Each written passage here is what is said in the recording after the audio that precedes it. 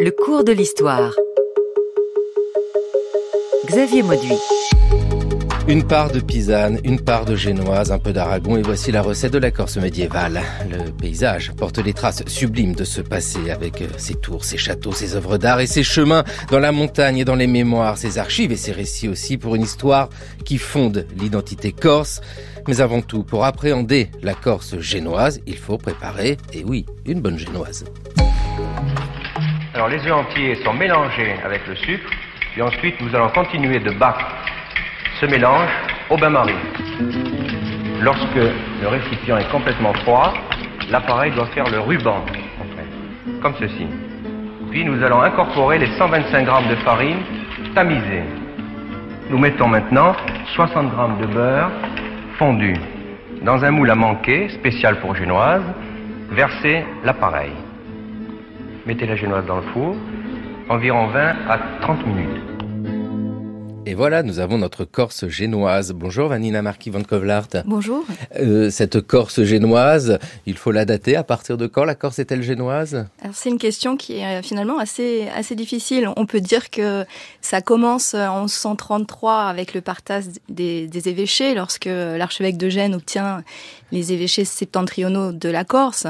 Mais la vraie domination génoise, le moment où on peut dire que la Corse est définitivement génoise, c'est la seconde moitié du XVe siècle. Avec un peu de géographie, il faut le rappeler. Alors Gênes, nous sommes en Italie, mais rappelez aussi que l'Italie n'est pas unifiée encore. Gênes, c'est quoi ? C'est une entité, c'est une république maritime. Ouais. Et effectivement, donc Gênes s'est étendue dans l'ensemble du bassin méditerranéen et s'installe à l'extrême sud de la Corse en 1195 à Bonifacio. Donc Bonifacio, un petit comptoir qui domine la Tyrrhénienne et qui a été arraché aux Pisans qui avaient fondé auparavant une colonie dans ce site.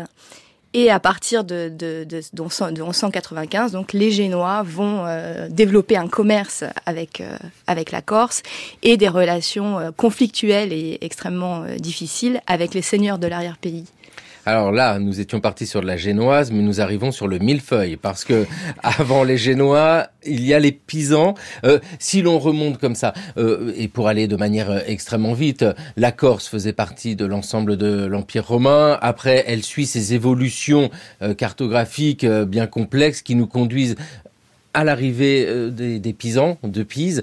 On est quand les Pisans s'installent là ? Alors en fait, c'est plutôt les Pisans c'est l'église de Pise, plus que la commune de Pise, c'est-à-dire que c'est une intervention pontificale, on est en pleine réforme grégorienne, et les papes réformateurs vont s'intéresser à la Corse, qu'ils considèrent faire partie du domaine de Saint-Pierre, avec la Sardaigne, et donc confier à l'archevêque de Pise la mission de réorganiser l'église de Corse, puisque les îles ont été un petit peu coupées du continent pendant le Haut Moyen-Âge.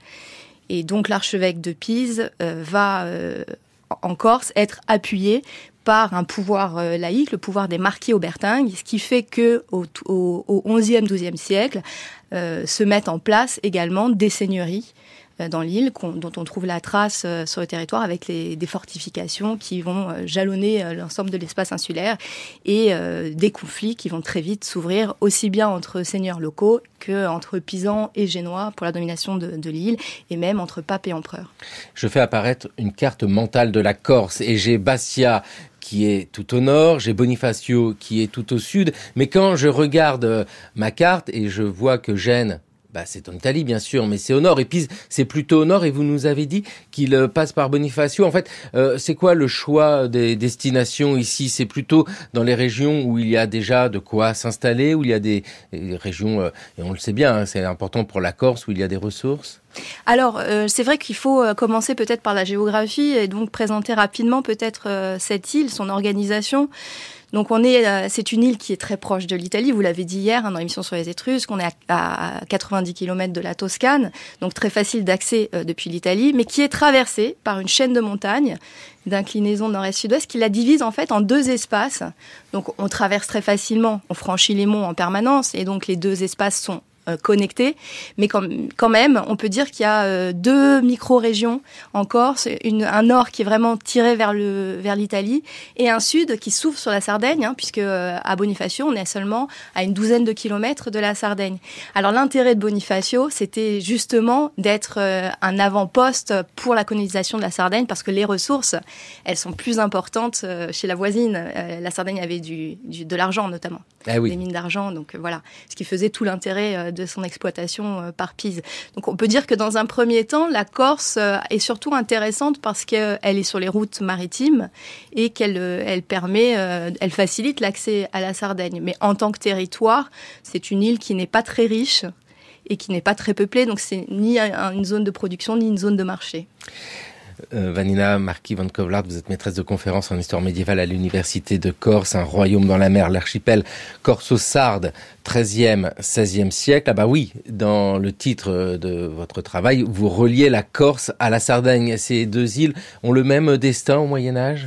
Alors, au Moyen-Âge, ce à quoi renvoie le titre du livre, qui pourrait être énigmatique, le royaume dans la mer, c'est le fait que les 2 îles ont été réunies dans un royaume par le pape Boniface VIII, le royaume de Corse et de Sardaigne. Et donc, la question pour moi était de savoir ce qui justifiait cette union théorique des 2 îles et pourquoi en fait ce royaume était resté théorique et n'avait pas eu de réalité. En fait, ce royaume de Sardaigne et de Corse avait été inféodé au roi d'Aragon, Jacques II d'Aragon. La Sardaigne est bien devenue aragonaise, mais au terme d'une guerre de conquête extrêmement longue, d'une centaine d'années, et la Corse n'a jamais pu être conquise par les Aragonais, et donc elle est génoise, comme on l'a dit en début d'émission.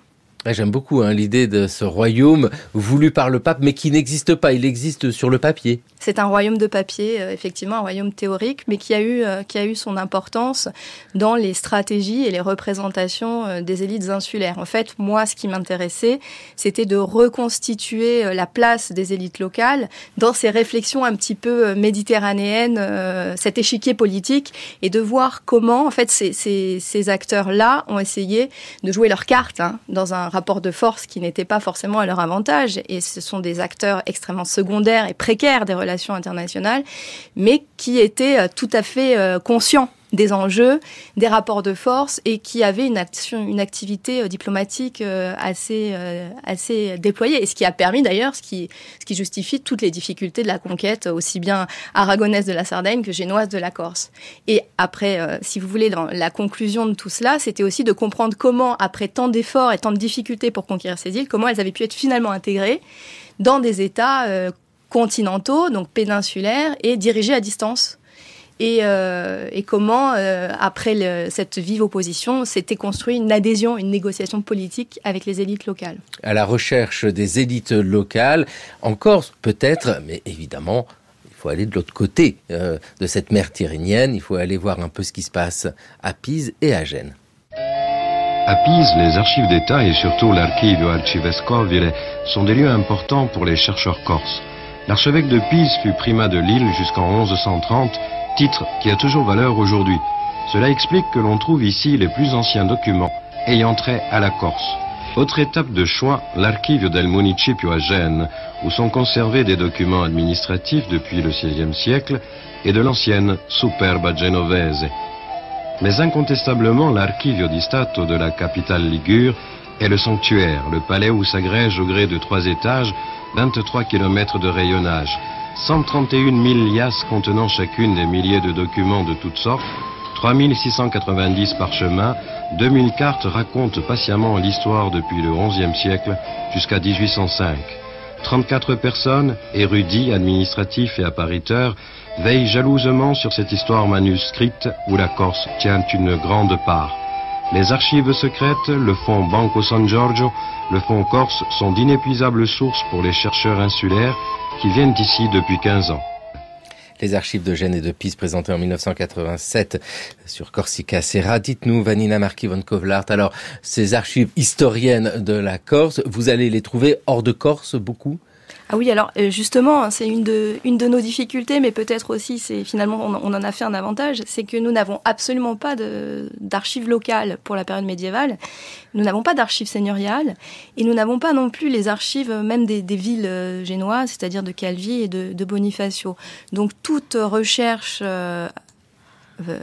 s'appuyant sur des sources pour la Corse implique de se déplacer dans les centres d'archives extérieurs.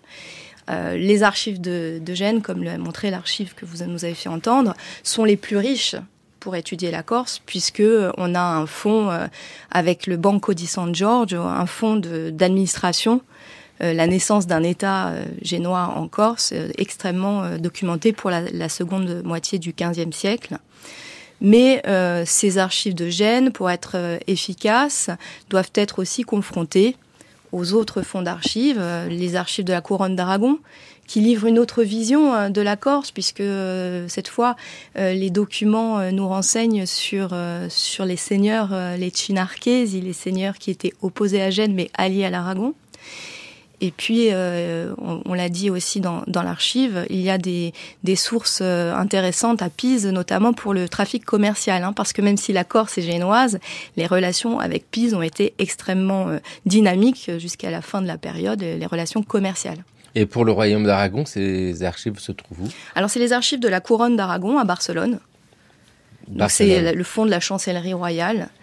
Dans lequel on retrouve à la fois les registres des documents qui ont été donc enregistrés, qui ont été expédiés par le roi d'Aragon, notamment en Sardaigne, mais dans lesquels on trouve beaucoup d'informations. Enfin, là aussi, c'est des milliers de documents à dépouiller pour quelques bribes d'informations sur l'île voisine. Et puis, il y a un fonds aussi qui est intéressant, c'est le fonds des lettres reçues. Dans lequel on trouve quelques lettres de seigneurs corses qui sont extrêmement précieuses pour nous parce que on a tout d'un coup accès justement à une documentation semi-interne. Et on n'est jamais complet, mais on peut quand même citer Rome, parce que vous avez parlé du pape, le Vatican aussi évoque la Corse. Évidemment, il y a beaucoup de choses dans les lettres pontificales. C'est un domaine qui a été assez peu exploré pour la Corse, c'est un fond qu'il faudra explorer dans les années à venir. Dans les lettres publiées, il y a des informations précieuses également sur la Corse. À quoi ressemble la Corse sous la domination de Pise ? Alors encore, je dis domination de Pise, mais ça ne veut pas dire grand-chose, parce que les Pisans sont installés dans des villes bien particulières. Est-ce que l'ensemble du territoire est maîtrisé ? Est-ce qu'il y a même la volonté de maîtriser tout le territoire de l'île ? Non, il n'y a pas véritablement, pour l'époque pisane, c'est plutôt une relation économique et surtout, je vous le disais, une organisation ecclésiastique, mais il n'y a pas véritablement de colonisation politique de l'île.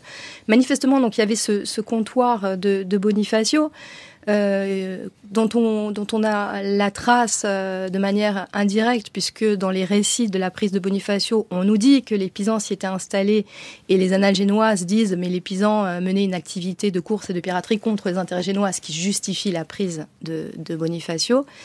Mais c'est une présence pisane qui est surtout visible dans la construction d'un réseau d'églises de style pisan, donc une présence religieuse, culturelle aussi, avec une toscanisation de la langue qui date sans doute, qui a été accélérée à cette époque, mais pas une véritable domination politique. Avec ce moment que vous avez évoqué, Vanina Marquis van Kovlart, c'est la prise de Bonifacio. Nous sommes en Bonifacio, pas besoin de faire plus corse que je ne le suis pas du tout vu que je suis normand. La prise de Bonifacio, c'est en 1195.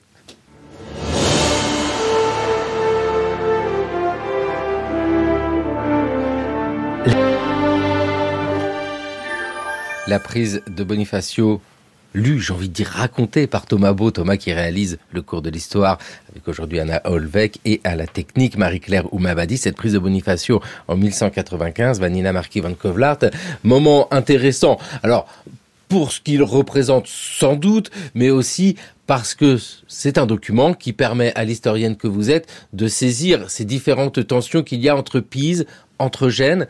C'est pas le tournant majeur de l'histoire de la Méditerranée, mais ça nous parle de ce qu'est la Corse à ce moment-là. Oui, alors oui, et puis c'est quand même le début peut-être de l'inversion du rapport de force antirhénienne entre Pise et Gênes, de ce rapport de force. La grande bataille navale, c'est pas Bonifacio, tout le monde le sait, c'est la Meloria. Mais cette prise de Bonifacio a sûrement joué dans cette inversion du rapport de force, et les Pisans ont tout fait pour récupérer la ville. Ce qui est intéressant, c'est que dans les chroniques pisanes, cet événement est totalement passé sous silence. Il a disparu de la mémoire pisane. En fait, on nous raconte la prise de Bonifacio. Là, en l'occurrence, l'extrait, c'était très bien mis en scène. D'ailleurs, était un extrait de la chronique corse de Giovanni della Grossa. Donc, c'était un texte du XVe siècle. Mais les annales génoises aussi évoquent cette implantation à Bonifacio. Et on n'a pas du tout la tradition pisane en retour. Donc vous avez vu que dans cet extrait, c'était une vision un petit peu hostile, puisque les Génois s'emparent de la ville par trahison. Voilà. Oui, ils sont infâmes. Ils sont infâmes dans ce document, avec toujours cette idée du pourquoi, de l'intérêt d'occuper Bonifacio. C'est vraiment cette idée de clé d'ouverture vers la Sardaigne. Il y a un chroniqueur génois qui parle de l'œil de Gênes en Méditerranée. C'est vraiment le verrou stratégique pour mener la course. C'est vraiment plutôt un lieu militaire, Bonifacio au départ, une ambition commerciale. Et depuis Bonifacio, on mène facilement des offensives dans l'ensemble de la Méditerranée occidentale. Et donc c'était l'idée d'abord de posséder ce verrou. Ensuite, du point de vue économique, c'est une ville qui est presque une ville sarde, au point que parfois certains géographes ont cru qu'elle était en Sardaigne. C'est-à-dire que c'est le port qui va permettre de faciliter les échanges entre les deux îles et Gênes. Donc là, on a un exemple de petit commerce régional qui vient s'interconnecter avec le grand commerce. Il n'y a pas de commerce international à Bonifacio, ça a toujours été un port secondaire, mais un petit commerce régional très régulier, et donc qui a, par le volume des échanges, un certain intérêt économique et qui joue dans le développement de la domination génoise dans les îles. Et puis dans cette rivalité, il faut comprendre la rivalité entre Gênes et Pise, au-delà même de la Corse. Oui, une rivalité qui est une rivalité par la domination de la mer, et qui sera également celle de Gênes, la couronne d'Aragon. Donc la Corse, c'est un aspect d'un problème plus vaste, qui est celui de la domination économique des échanges en Méditerranée occidentale. Et le pape dans cette histoire, parce que bien sûr il y a toujours ces différents acteurs, nous parlons de Pise, nous parlons de Gênes, il y a la papauté aussi qui a un regard à porter sur la Corse et la Sardaigne. Alors la papauté affirme pour la papauté, la Sardaigne et la Corse font partie du domaine de Saint-Pierre. Donc la papauté n'a cessé d'intervenir dans les conflits et de vouloir étendre sa domination sur les îles. Et sa domination, en fait, quand on est à Rome, on voit bien, les deux îles sont en face, et donc c'est là aussi, il y a une expansion pontificale sur la mer. Face à la papauté, il y a aussi l'empereur. Et au XIIIe siècle, au moment du grand conflit entre pape et empereur, on a beaucoup parlé du conflit entre Gênes et Pise, mais ce conflit entre Gênes et Pise en Corse au XIIIe siècle, c'est aussi le conflit entre le pape et l'empereur. Les Pisans, en fait, incarnent la politique impériale, et Gênes, à un moment, passe du côté guelfe et incarne la politique pontificale. Ah oui, donc rivalité, et on comprend bien ici que tout ce qui peut être pisan quelque part en Méditerranée, et Bonifacio, c'est vraiment le joyau méditerranéen de Pise, eh bien attire pour des raisons politiques, l'empereur, le pape, mais aussi pour des raisons commerciales, les Génois. Donc dans ces acteurs, nous avons Pise, Gênes. Car la mort seconde ne leur fera point de mal. Louez et bénissez Monseigneur, et remerciez-le, et servez-le avec grande humilité. Il Cantico delle Creature di San Francesco d'Assisi. Les polyphonies franciscaines en Corse sur France Culture en 1997. Vanina, Marquis von Kollart, l'idée que Saint François d'Assise, enfin pas encore saint, mais enfin qui passe en Corse, c'est quelque chose alors qui participe d'une forme de légende, on le sent bien, même dans la géographie, c'est en marge. Mais malgré tout, les franciscains, à partir du XIIIe siècle en Corse, marquent durablement, il y a une présence franciscaine. Oui, alors effectivement, il y a un imaginaire autour du franciscanisme en Corse, mais ce qui est sûr, c'est qu'il y a un succès de l'ordre mendiant en Corse comme en Italie d'ailleurs, une implantation dès le XIIIe siècle, et ce qui est intéressant dans le développement du franciscanisme dans l'île, c'est que ça a donné lieu à un grand mouvement qui a interrogé au milieu du XIVe siècle, un mouvement qui a été qualifié d'hérétique, qui est un mouvement d'affirmation en fait des idéaux franciscains, qui avait aussi une connotation politique puisqu'il s'agissait de contester la domination seigneuriale, la domination ecclésiastique, et c'est ce qu'on appelle le mouvement des Giovanali. Donc c'est la grande hérésie qui a secoué la Corse au milieu du XIVe siècle, et donc qui est devenu en fait un lieu de mémoire pour la Corse médiévale, puisque ses confrères, les Giovanali, ont été exécutés. Donc il y a un procès, il y a quelques documents à Pise, et il y a beaucoup aussi d'imaginaire et de mémoriels. Et puis beaucoup aussi de monuments, parce que il y a ces monastères, les franciscains, ça c'est une chose, mais moines mendiants, donc il y a toute la réflexion sur la présence, et puis la trace de la présence de Pise et de Gênes. Est-ce qu'il y a une vraie différence, ou alors est-ce que c'est une continuité ici dans les traces que l'on peut avoir, c'est-à-dire construction, j'imagine, de châteaux, renforcement des ports? Alors les traces matérielles, les traces de construction, de fortification et de ports, c'est plutôt les traces génoises. En ce qui concerne les couvents, ils ont été fondés aussi. Le premier couvent, il est à Bonifacio, donc dans la colonie génoise. Donc là, on passe plutôt à l'époque de la Corse génoise. Donc une implantation littorale pour les Génois. On a parlé de Bonifacio. Dans le cours du XIIIe siècle, on fonde la colonie de Calvi, dans le nord de l'île. Donc pendant longtemps, durant le XIVe siècle, la présence génoise en fait se limite à ces deux petits comptoirs commerciaux, l'un dans le nord, l'autre dans le sud, qui permettent une implantation économique de Gênes en Corse. Nous restons dans le nord de l'île, à Bastia.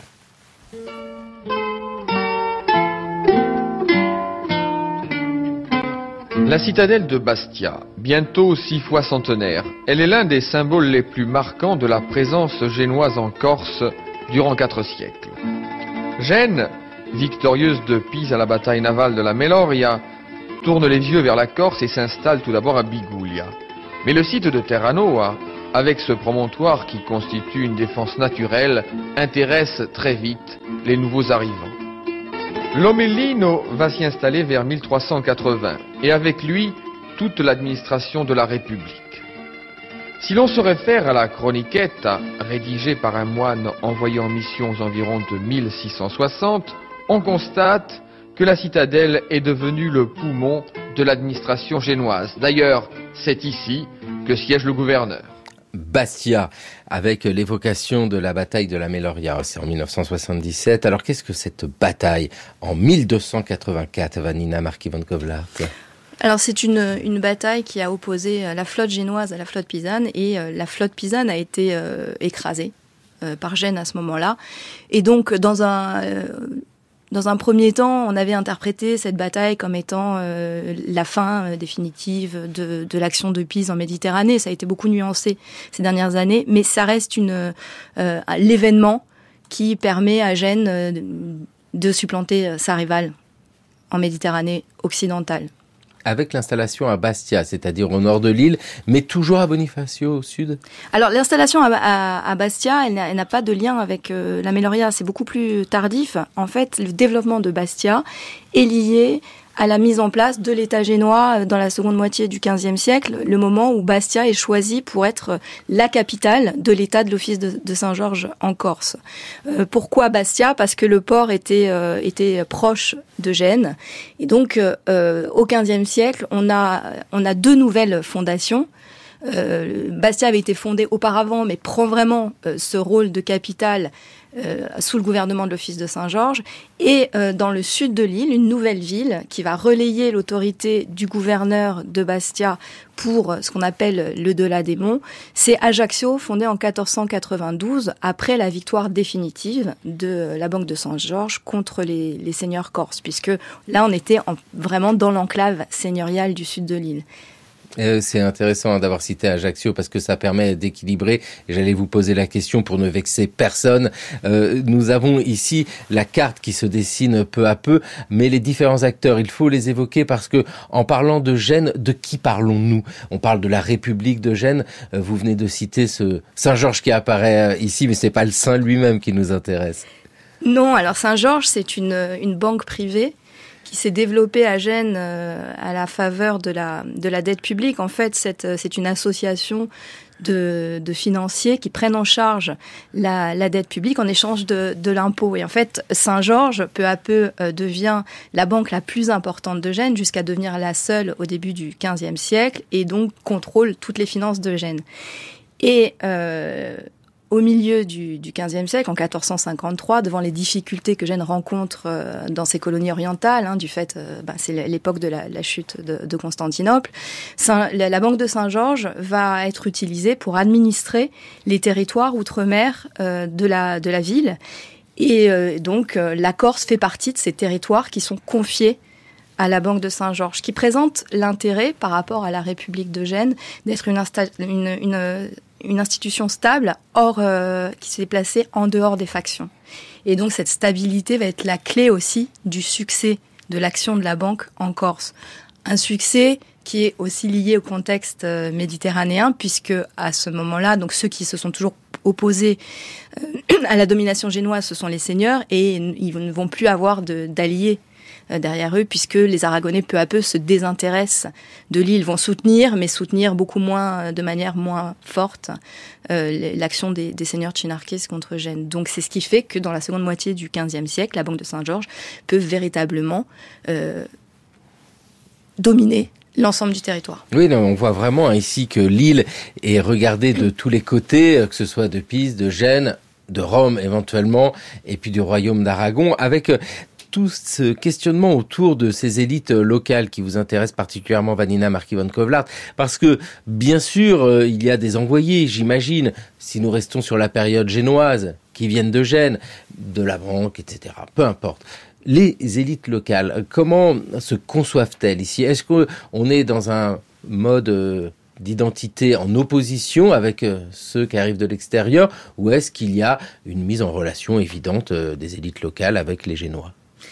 Alors effectivement, il n'y a pas une identité, il n'y a pas les Corses d'un côté, les Génois, deux entités monolithiques qui s'affronteraient. Non, ça évidemment non. On a des Corses qui sont divisés, et on a deux projets politiques qui s'affrontent dans l'île, mais qui s'affrontent et en même temps parfois s'unissent.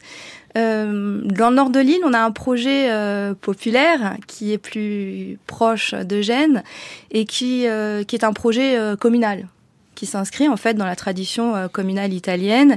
Et la domination génoise intervient en Corse aussi au terme d'une grande révolte en 1358 contre les seigneurs corses, et un moment où le peuple de Corse se soumet à Gênes et choisit d'avoir comme bon gouvernement, un gouvernement génois, demande l'envoi d'un gouverneur. Face à ce projet communal, il y a un projet de type plutôt monarchique qui est porté par les seigneurs du Sud, les Chinarkés, qui portent le titre de comte de Chinarque, et qui ne vont pas revendiquer une seigneurie de Corse totalement autonome, mais s'inscrire dans une légitimité aragonaise, la légitimité du royaume de Corse, et donc être alliés aux Aragonais et porter ce projet. Mais on aurait tort de penser que les deux projets sont inconciliables, parce qu'il y a une institution qui est très importante et qui se développe à la fin du XIVe siècle, c'est l'institution du comte de Corse, c'est-à-dire la pratique qui fait que le seigneur le plus important du Sud franchit les monts et se fait acclamer comte par les représentants du peuple de Corse. Donc il devient ici comme un trait d'union entre ce nord et ce sud, avec un aspect plus communal au nord et j'allais dire féodal. On peut dire comme ça pour le sud.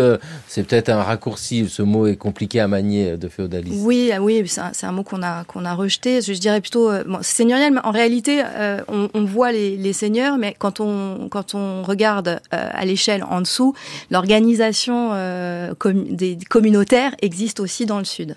Donc c'est en fait, il y a un ensemble ensemble de communautés qui se réunissent dans une grande assemblée qu'on appelle la Veduta, qui est une sorte de parlement à ciel ouvert, et c'est vraiment quelque chose de très intéressant, mais malheureusement mal documenté. Et là, la source qui est peut-être la plus utile pour nous, c'est la chronique de Giovanni della Grossa. Qu'on a écouté tout à l'heure, l'extrait de la prise de Bonifacio, c'était issu de cette chronique. Quel est ce document ? Alors, c'est Giovanni della Grossa est un notaire qui a lui-même servi tous les pouvoirs qui se sont disputés la Corse au XVe siècle. Il est né en 1388, il est mort vers 1464. Et au terme de sa carrière politique, on sent que c'est quelqu'un qui a été très investi aussi dans cette recherche du bon gouvernement et dans cette réflexion politique pour l'île. C'est donc l'image d'un lettré corse. Et au terme de cette carrière mouvementée, où il a pu observer toute la vie politique insulaire de l'intérieur, il décide d'écrire l'histoire de son île. C'est quelqu'un aussi qui a pu sortir de Corse. Il est allé à Gênes, il a servi les Frégoses. Il est allé en Sardaigne pendant 1 an. Il a été réfugié chez le marquis d'Oristano.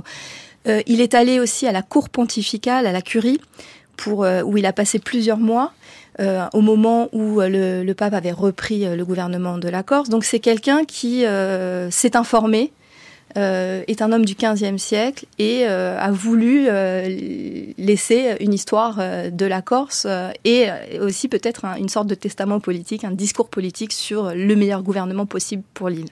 Avec un autre extrait de cette chronique de Giovanni della Grossa, cet extrait traite de la révolte populaire de 1358 que vous venez d'évoquer, Vanina Marquis-von Kovlar. Ces populations prirent les armes et s'emparèrent de tous les châteaux des seigneurs de Corse et les détruisirent tous, de Bonifacio jusqu'à Calvi. Après avoir provoqué cette rébellion et avoir réalisé l'union des peuples, ils tinrent une assemblée pour savoir comment ils pourraient mettre en place un bon gouvernement qui soit durable. Cette révolte se passa en l'an 1358 après la nativité de notre Seigneur. Il fut décidé d'envoyer 4 ambassadeurs à Gênes pour négocier avec le doge et son conseil, afin qu'il leur envoie un gouverneur pour gouverner la Corse. Ils se donnèrent aux Génois et à leur république, à condition d'exercer la justice avec équité. Il y a une vraie réflexion politique ici. La Corse n'est pas exclue de toutes ces réflexions que l'on peut croiser, j'ai envie de dire partout en Europe, mais particulièrement en Italie dans ces 14e, 15e siècles. Oui, la Corse s'inscrit totalement dans le laboratoire politique italien. Les relations commerciales ont engendré aussi des échanges intellectuels, culturels, politiques, et donc ce phénomène communal s'est diffusé dans l'île et apparaît de manière violente à l'occasion de cette grande révolte de 1358, durant laquelle tous les châteaux ont été détruits. Et c'est vraiment attesté par l'archéologie. Les sites qui ont pu être étudiés montrent cet abandon brutal au milieu du XIVe siècle. Et ce contrat qui est décrit par Giovanni della Grossa et ses relations diplomatiques sont également éclairés par les archives de Gênes. On a des représentants du peuple de Corse qui sont reçus à Gênes et une négociation politique qui aboutit à ce qu'on a appelé la déditio de l'île à la commune de Gênes, c'est-à-dire un accord qui prévoit que les Génois envoient un gouverneur, administrent la justice et que l'impôt soit limité à 20 sous de taille par feu. L'enjeu de ces négociations, c'était vraiment de limiter les exactions fiscales. Et le rejet de la domination seigneuriale, c'était le rejet des prélèvements et des taxes multiples qui étaient encore renforcées par les rivalités entre seigneurs. C'est une constante dans l'histoire, l'impôt qui génère du mécontentement.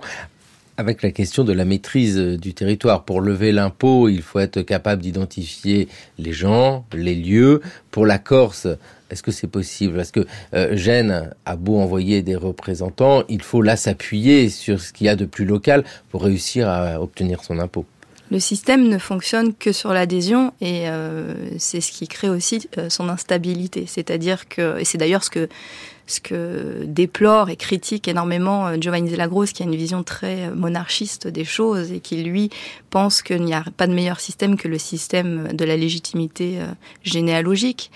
Mais oui, effectivement, dominer la Corse, ça implique d'obtenir l'adhésion des chefs politiques, et donc des chefs politiques populaires dans le Nord. Et c'est ce qui va en fait mettre un terme assez rapide au pacte, c'est-à-dire que très rapidement, ce parti qui soutenait la domination de Gênes dans le nord de la Corse se divise, se fissure, se fracture, et donc se révolte lui aussi contre Gênes et rend la domination difficile. C'est cette grande difficulté, pouvoir pour les Pisans, pour les Génois, pour les Aragonais, de maîtriser la Corse, comme vous le dites. Je reprends vos mots, Vanina Marquis van Kovelaert. Aujourd'hui, dans le cours de l'histoire sur France Culture, nous sommes dans la Corse médiévale. Angiolina, mia bella Angiolina, un bel sogno da raccontarti, ma ho paura di spaventarti, sto per darti la spiegazione. Le carrozze sono già preparate e i cavalli sono pronti a partire. Angiolina, se vuoi venire, questa è l'ora di fare l'amore.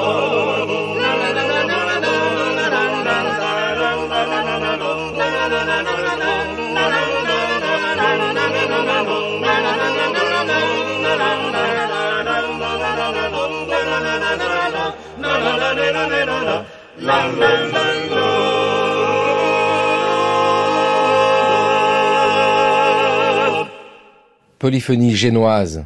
En Corse, c'est la squadra qui, ici, évoque cette culture corse, cette identité corse. Est-ce que ça a un sens, Vanina Marquis van Kovelaert, dans la Corse médiévale, j'entends bien? Alors, il y a quand même une culture communautaire. Il y a l'idée que pour comprendre, enfin, on voit bien les notables et les chefs politiques qui sont alliés aux Génois, par exemple, prétendent les conseiller sur la meilleure façon d'administrer les Corses, comprendre comment fonctionne cette société politique, etc. Donc oui, il y a quand même l'émergence d'une identité politique. Voilà, l'identité politique est là et elle est très importante. Savoir que l'on est corse au moment de revendiquer quelque chose, ça a un sens. Revendiquer quelque chose auprès de qui? Gênes, bien sûr, mais il y a le royaume d'Aragon, toujours. C'est quoi cette opposition entre Gênes et le royaume d'Aragon? Alors oui, il est temps d'évoquer cette partie importante de l'histoire médiévale de l'île, donc le lien avec la couronne d'Aragon. Donc on l'a dit tout à l'heure, la Corse fait théoriquement partie du royaume de Sardaigne et le début de la conquête de la Sardaigne commence dans les années 1323. Et donc tout au long du XIVe siècle, pour renforcer l'occupation de la Sardaigne qui se heurte à une vive hostilité des seigneurs génois du nord de l'île, soutenus par la commune de Gênes, et également des juges d'Arborea. Pour lutter en fait contre ces seigneurs en guerre contre les Aragonais en Sardaigne, l'alliance avec les seigneurs corses est stratégique parce que le roi d'Aragon peut s'appuyer sur une petite flotte qui est positionnée dans le sud de l'île et qui peut intervenir et mener la course contre les Génois.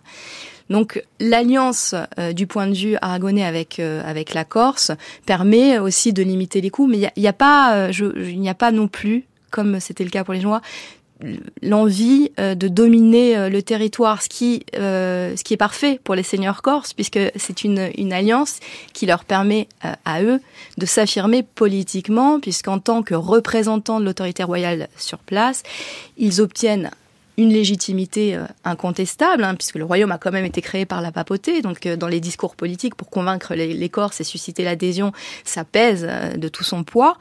Et en même temps, le roi reste assez lointain, donc c'est une domination locale. Et celui qui a incarné le mieux cette Corse aragonaise, c'est le seigneur Vincente Lodistria, qui a été fait vice-roi de Corse par Alphonse d'Aragon et qui, grâce à cette légitimité aragonaise, a réussi quand même à unifier la Corse sous son pouvoir pendant quelques temps. Et à tel point que Alphonse V a envisagé de conquérir la Corse à ce moment-là et est allé mettre le siège en 1420 à Bonifacio. Alors à cette époque, la Sardaigne est définitivement pacifiée et intégrée. Et donc on a vraiment à ce moment-là cru en Corse comme ailleurs d'ailleurs, comme à Gênes et comme à Barcelone, que la Corse allait s'intégrer aussi à cet espace. Mais les Génois réagissent, Bonifacio résiste, alors c'est raconté de manière très héroïque dans la mémoire génoise, dans les chroniques, à ce siège, et surtout Alphonse V a d'autres projets, il s'intéresse au royaume de Naples et va abandonner un peu son allié. Et donc Vincente Lodistria, donc la Corse n'est pas conquise, Vincente Lodistria arrive à se maintenir, mais il est finalement pris par les Génois, capturé et décapité, ce qui montre que les Génois ne reconnaissent pas la légitimité du royaume, de cette idée d'un royaume de Sardaigne et de Corse, et le fait que Vincente était vice-roi. Et il y a quelque chose d'intéressant, c'est que sur un testament qui est passé à Gênes la veille de sa mort, le scribe a barré la titulature vice-roi de Corse. Donc c'est vraiment nier la légitimité des Aragonais à dominer la Corse. Et ce sont les Génois qui maîtrisent la Corse avec quand même des difficultés. C'est toujours cette idée. Vous avez utilisé le mot colonie tout à l'heure et j'ai trouvé que c'était intéressant parce que c'est vraiment cela. C'est l'idée d'avoir des postes, éventuellement un port militaire, enfin pour pouvoir mener des conquêtes, c'est une chose, mais la course, attaquer les navires ennemis pour prendre les richesses. Et c'est ça le problème aussi de ces Génois, c'est cette volonté de s'opposer aux autres, Pise dans un premier temps, Aragon ensuite, mais avoir beaucoup de difficultés, même sans ennemis, à pouvoir maîtriser ce territoire qu'est la Corse. Et c'est c'est exactement ça. En fait, le problème de la domination du Nil à cette époque, c'est le coût. Le coût engendré par la guerre, le coût d'une flotte, c'est très très cher. De toutes ces campagnes, vraiment ruinent les finances. Et c'est pour ça qu'on décide à la fin de confier l'île, qui est perçue comme une dette finalement, à cet organisme bancaire qui est la Banque de Saint-Georges. Mais même donc c'est aussi pour ça que l'Office de Saint-Georges va changer la stratégie, c'est-à-dire qu'à partir du moment où la résistance était alimentée par les forces extérieures et à partir du moment où la situation en Méditerranée se stabilise, on va passer de la guerre à la négociation politique. Et donc, il est nécessaire de pouvoir compter sur l'adhésion des élites locales pour limiter au maximum le coût. La Corse n'est pas une île riche, on l'a dit au départ. Donc, en fait, il y a l'équilibre entre les dépenses nécessaires à son administration et ce qu'elle rapporte est déficitaire. Et c'est tout l'enjeu, la difficulté, le problème. Et c'est pour ça qu'il n'y a pas une occupation militaire forte. Ils sont, à la fin du XVe siècle, les Génois sont très peu nombreux en Corse par rapport aux locaux. On estime qu'il y a à peu près 100 000 habitants. Donc une présence très très très faible des Génois et très cantonnée au littoral. Et donc tout cet État fonctionne sur la négociation politique avec les élites locales, dont l'adhésion est nécessaire. Et ce qui permet de comprendre pourquoi les gouverneurs génois installés à Bastia peuvent se plaindre. Nous sommes à la toute fin du XVe siècle. Je suis ici, à gouverner une île habitée d'hommes avides de sang et pleins de rixes, et qui, entre eux, entre frères et entre parents stricts, se déchirent et se font la guerre. Je fais tout mon possible, et je ne peux pas faire mieux à cause du faible nombre de soldats qui m'entourent. Et comme il ne faut pas accroître les dépenses, je fais de mon mieux. Par la grâce de Dieu, je tiens cette île en paix et en tranquillité. Et je maintiens chacun dans l'obéissance plutôt avec l'art et la manière qu'avec la force. Et en récompense de mes mérites, je suis blâmé. Et il n'est pas content. Ce gouverneur génois, donc à Bastia, Rolando de Ferrari, en 1499, se plaint parce qu'il n'a pas assez de soldats, il n'a pas assez d'argent, en plus il doit faire des économies. C'est une lecture de Mathieu Copal dans le cours de l'histoire sur France Culture. Oui, alors j'aime beaucoup cet extrait parce que ça montre bien le type de documentation qu'on étudie quand on étudie la Corse génoise. C'est toute cette documentation épistolaire qui reliait les fonctionnaires génois à leurs supérieurs à Gênes, parce que c'est un État qui s'est voulu très centralisé, c'est-à-dire que les décisions sont prises à Gênes, et donc ce qu'on trouve dans cette documentation, c'est tous les rapports qui sont envoyés à Gênes pour aider à cette prise de décision. Et effectivement, sur place, le pouvoir des Génois et du gouverneur, on le voit dans cet extrait, est finalement assez fragile parce qu'il manque de moyens pour intervenir. Et les instructions qu'ils reçoivent à l'entrée en charge montrent bien que l'essentiel de leur action politique est une action diplomatique. Il s'agit de maintenir au maximum l'équilibre entre les différentes forces politiques pour éviter les conflits, les guerres civiles, etc. Donc c'est un rôle de médiation, un rôle d'arbitre que jouent ces Génois au milieu de factions qui sont très très très virulentes à la fin du XVe siècle. Mais l'analyse de cette violence aristocratique corse laisse penser qu'elle est également due à l'action génoise. C'est-à-dire qu'il y a eu une guerre de conquête, une partie des Corses était avec l'Office de Saint-Georges, une partie l'a combattu. Au moment de la victoire de Gênes, il y a eu des bannissements collectifs, les ennemis ont été envoyés en Sardaigne, mais le gouvernement génois, très rapidement, a accordé son pardon. Et le retour, en fait, de ces bannis crée un problème, puisque, en fait, le rapport de force, localement, il ne s'était pas organisé de point de vue idéologique pour ou contre Gênes, mais en termes de faction et de lutte pour les biens qui sont sur le territoire. Donc, il y a cette politique de grâce qui aboutit, en fait, à une recrudescence des violences sur place. Et puis aussi, il y a le fait que toutes les négociations politiques traditionnelles, c'est-à-dire les assemblées, sont interdites, puisque les Génois ont peur des complots. Il n'y a plus d'espace pour résoudre les conflits, et donc cette violence devient spectaculaire. Dernier point, la violence est un instrument de négociation avec Gênes. C'est-à-dire que plus vous avez de partisans à mobiliser, plus vous pouvez obtenir d'honneur. Parce que l'argument, c'est de dire attention, une révolte est toujours possible, votre pouvoir est fragile. Et c'est ce qui fait que, alors que le discours génois est un discours qui s'inscrit dans la tradition communale et favorable au peuple et aux intérêts populaires, finalement cet État génois renforce le pouvoir des notables au détriment des communautés paysannes. Et c'est un véritable paradoxe que vous évoquez là, parce que ce pouvoir des seigneurs ou des grands notables, c'était plutôt le sud, vous nous avez dit, l'aspect communal c'était plutôt le nord, mais en fait on sent bien qu'il y a tous ces renversements et que l'ensemble se superpose, se mélange avec cette idée de violence, la violence qui marque les esprits, qui est aussi une construction alimentée donc par les Corses eux-mêmes dans leur bras de fer avec Gênes. Je voudrais qu'on évoque ceux que nous avons mis de côté jusqu'alors, Vanina Marquis van Kovlar, parce que nous avons parlé de Pise, d'Aragon, de Gênes, très bien. Y a-t-il d'autres acteurs sur ce temps long de la Méditerranée, les musulmans qui sont installés en Sicile par exemple, regardent-ils vers la Corse? Alors, en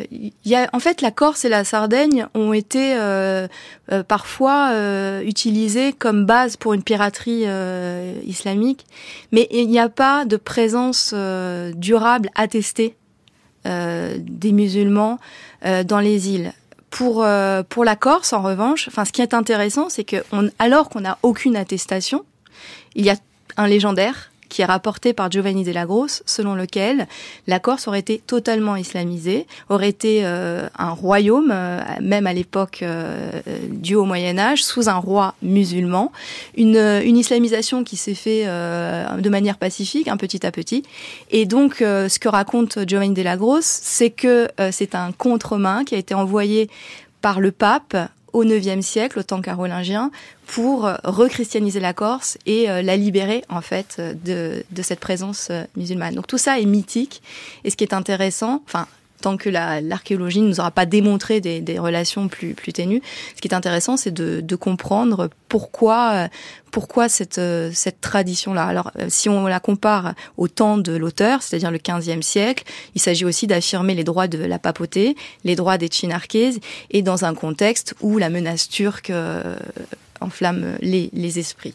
Autre acteur que j'aimerais bien que vous nous évoquiez, Vanina Marquis van Kovlar, c'est la France. Parce que nous sommes sur la période plus tardive, nous sommes sur le XVe siècle, le XVIe siècle. Les Français se rendent en Italie, ce sont les campagnes d'Italie, des rois de France. La Corse, ça les intéresse ? Vous savez que les Français dominent Gênes, on l'a pas dit, c'est quand tout à l'heure je parlais de cette vision monolithique. Les Génois au XIVe, XVe siècle, c'est une succession de dominations étrangères sur la ville. Alors au début du XVe siècle, vous avez le maréchal Boucicaut qui a joué un rôle important, qui est gouverneur pour le roi de France de Gênes et qui donc joue un rôle en Corse.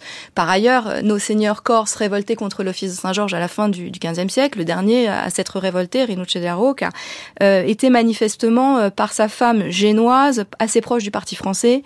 Et ça aussi, c'est des pistes qu'il va falloir approfondir. Mais il commence déjà à y avoir des relations diplomatiques avec le roi de France. Il a obtenu sa grâce de Louis XII. Et effectivement, la France commence à intervenir en Corse dès cette fin du Moyen-Âge à travers Gênes et à travers les guerres d'Italie. Des guerres d'Italie dans lesquelles les Corses ont essayé aussi de s'insérer pour reconquérir leur île au détriment de Gênes. Avec la fin de cette domination génoise, j'utilise ce mot-là, qui nous conduit au XVIIIe siècle. En fait, on sent que ça s'étiole doucement, cette présence génoise. Elle est là, les Génois sont là, l'office de Saint-Georges domine, mais c'est très difficile, en fait, quand Gênes abandonne la Corse pour la vendre au roi de France au XVIIIe siècle, ils veulent s'en débarrasser, quoi. Ah oui, parce que là, je pense que vous en parlerez demain, mais là, il y a une guerre extrêmement difficile à... Oui, parce que ça coûte cher. En fait, la Corse coûte cher à Gênes. Elle coûte cher parce qu'il faut mener la guerre et que je vous l'ai dit, les campagnes et les flottes, mobiliser des flottes pour conquérir une île, c'est extrêmement coûteux. Et donc, mais bon, on peut pas dire que cette présence, elle a été quand même durable, hein, puisque ça a marqué les paysages. On l'a parlé. Voilà, puis il y a les 3 châteaux, siècles. les tours. Et il y a eu un moment d'intégration de la Corse à la République de Gênes. À partir de la fin du XVIe siècle et jusqu'au XVIIIe siècle, et même un développement économique, un développement culturel. Enfin, tout ça, je pense que vous l'évoquerez avec de meilleurs spécialistes demain.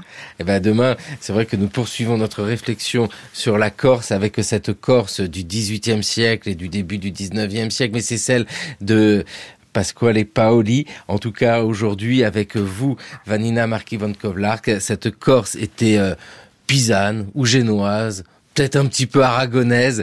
Merci vivement d'être venu dans le cours de l'histoire. Merci à vous. Il est temps pour nous de retrouver Gérard Noiriel. C'est le pourquoi du comment.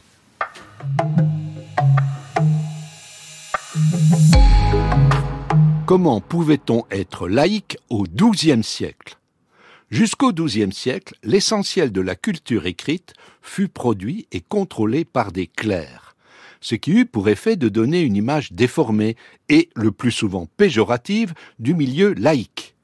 La vision du monde qui se trouve dans les textes d'origine ecclésiastique est fondée en effet sur une opposition centrale entre les lettrés, les clercs, et les illettrés, les laïcs. Cette opposition apparaît notamment dans les récits qui mettent en scène des laïcs professant une méfiance radicale vis-à-vis de l'écriture ou qui manifestent une incapacité notoire à en user. Ils sont présentés comme des personnages qui ne recourent, pour exprimer la colère, les larmes ou le rire, qu'à la communication orale, à des rituels non écrits, à des gestes et des manipulations d'objets. Une autre façon d'inférioriser les laïcs face aux clercs consistait à ne donner de valeur à leurs propos que lorsqu'ils étaient au service de la parole ecclésiastique. Le but était d'affirmer que la force du discours des clercs était supérieure et plus efficace que la voix des laïcs. Ces descriptions péjoratives étaient un reflet des luttes sociales et politiques qui opposaient les différentes composantes des élites au Moyen Âge. L'un des enjeux essentiels de ces conflits concernait l'intervention des laïcs dans les nominations aux fonctions religieuses. Ils mettaient aux prises le pape et les empereurs germaniques, car ces derniers se considéraient comme les véritables représentants de Dieu sur terre. À partir du XIIe siècle, le développement des écrits en langue romane remit en question la domination symbolique des clercs qui maîtrisaient le latin. Après 4 siècles d'existence, les langues romanes, qui étaient jusque-là cantonnées à l'oralité, furent en effet saisies par l'écriture. Ce mode nouveau de communication peut être vu comme un événement aussi important pour le Moyen-Âge que le développement des centres urbains et des communes, car les langues romanes sont devenues alors un élément central de l'identité sociale laïque. Dans un contexte marqué par la réforme grégorienne, la guerre des discours et des représentations a pris alors une forme nouvelle. À la fin du XIe siècle, pour sortir l'Église chrétienne de la crise qui l'affaiblissait, le pape Grégoire VII avait fait adopter plusieurs mesures décisives pour l'avenir de l'Église. Ces réformes avaient permis d'améliorer l'instruction des prêtres et de leur imposer le célibat. Dans le même temps, Grégoire VII avait fait en sorte que les laïcs ne puissent plus intervenir dans les nominations des clercs, ce qui eut pour effet de relancer les conflits entre la papauté et le pouvoir royal.